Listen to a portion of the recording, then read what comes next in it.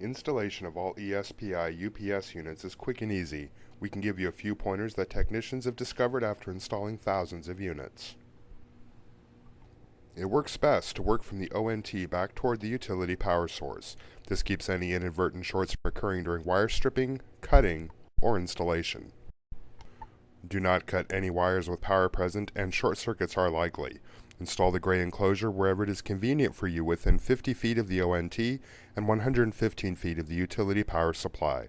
2 to 4 screws in a stud or non-drywall surface hold the unit secure to the wall.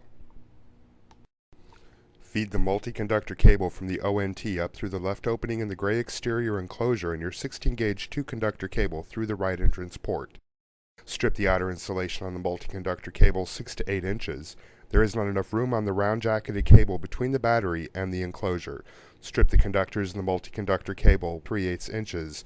Strip the 2-conductor 3/8 inches. When installing the wires, the electronic circuit enclosure is not attached to the battery. Install conductors from the multi-conductor cable in the green terminal block, starting with the large conductors and working across the terminal block in order. The terminal block is marked for the correct conductors.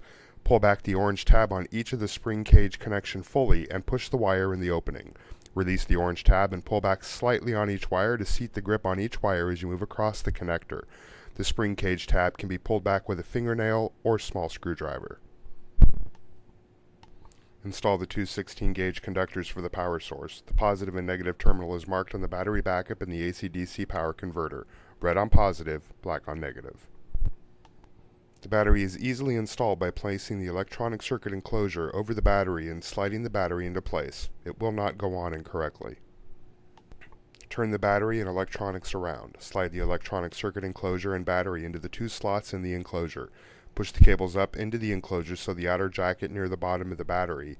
There should be plenty of wire to allow the unit to be removed and the battery replaced in the future. Install strain reliefs to the cable so the wires are not pulled from the unit. Connect the red and black wires to the AC-DC power converter. If you don't install the converter in a GIF outlet, the converter will accept a retaining screw to hold the unit in the outlet.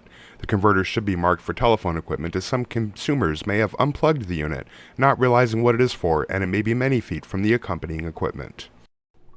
When the AC-DC converter is plugged in, a green light will show if you have AC power. The green light will show on the front of the Titan unit, and your ONT should power up. After a few installations, you will be as good as Caleb.